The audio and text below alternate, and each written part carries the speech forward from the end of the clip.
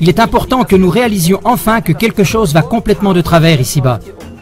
Que tout est littéralement inversé, la tête en bas. Nos journalistes détruisent l'information.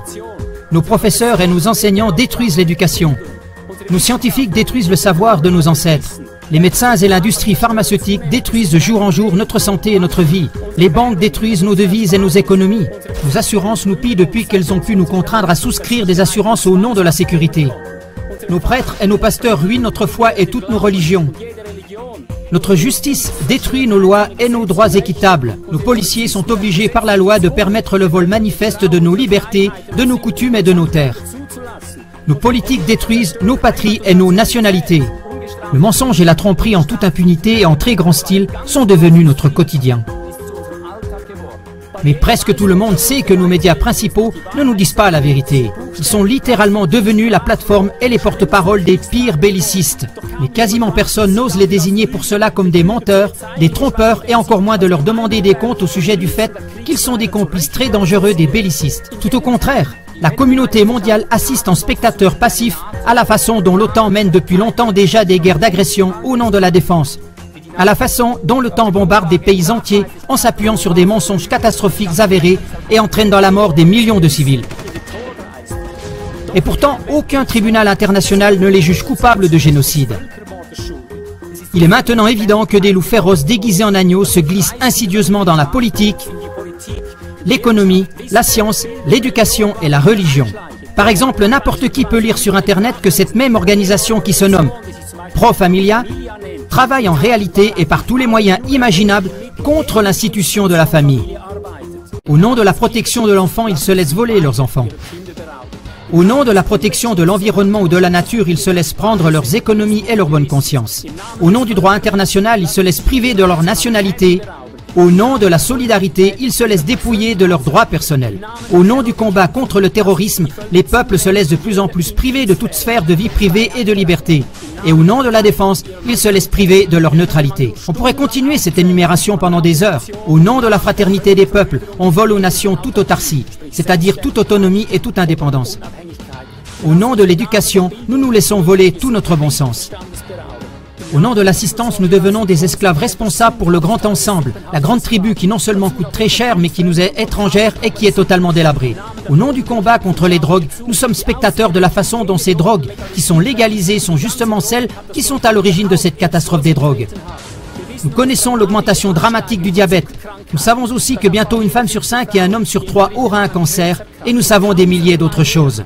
Mais nous ne pouvons apparemment pas demander de compte aux vrais auteurs de ces choses, parce que les pires d'entre eux se sont installés tout en haut dans la politique, dans la justice, dans la religion, à chaque point crucial et décisif de notre société. La communauté mondiale observe sans rien faire. Non, pire encore, elle a délégué la responsabilité pour toutes ces choses. Comme nous l'avons délégué, nous nous retrouvons victimes de la discrimination au nom de l'antidiscrimination, de l'oppression au nom de la liberté, de la persécution et de l'exclusion au nom de la fraternité et de l'unité. Nous sommes diffamés au nom de la vérité. Nous sommes interdits de parole au nom de la liberté d'expression. Nous nous trouvons sous un diktat de fer au nom de la démocratie humaine.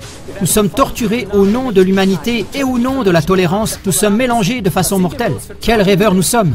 Nous avons ignoré les lois les plus simples de la nature et par cela nous avons permis que les trompeurs les plus criminels gagnent du terrain. La dure conséquence de tout cela, c'est que nous allons devoir affronter une grande épreuve de force. Parce que ce qui vient est tellement terrible que tu vas soit crier vers Dieu, soit maudire Dieu. Il n'y a plus de zone grise. Mais je te dis une chose, je ne suis pas ici pour prêcher des solutions. Nous avons prêché suffisamment de solutions.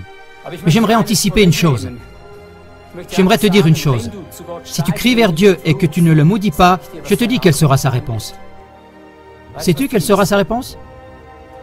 C'était ton affaire. C'est ton affaire. Si tu ne te lèves pas pour être le message, si tu n'es pas le message, si tu n'es pas la lumière, il n'y a pas de lumière ici-bas. Certes, le Dieu vivant donne la lumière, mais seulement à travers toi, pas comme ça. Oublie cela. Tous les chrétiens là-dehors, je vous le dis, vous pouvez faire ce que vous voulez. Personne ne viendra du ciel, comme vous l'avez prêché.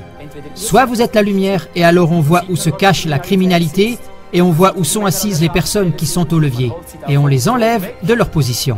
On les enlève des leviers de commande, de leur trône, parce qu'on voit ce qui se passe, parce qu'il y a la lumière. On les attrape par le callback et on dit « C'est fini maintenant, tu arrêtes ce mandat, tu n'as plus aucun droit car vous êtes démasqués. Nous avons vu que vous n'êtes pas des nôtres, pas du tout, car sinon vous seriez occupés de nous. » À travers vous, pourtant, c'étaient des forces étrangères qui étaient au pouvoir.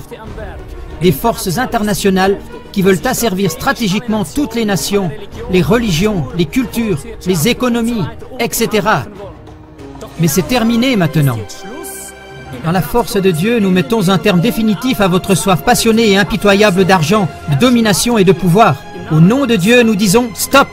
Jusqu'ici et pas un pas de plus. Nous sommes le petit village gaulois invincible au milieu de l'Empire romain. Peuple, réveillez-vous!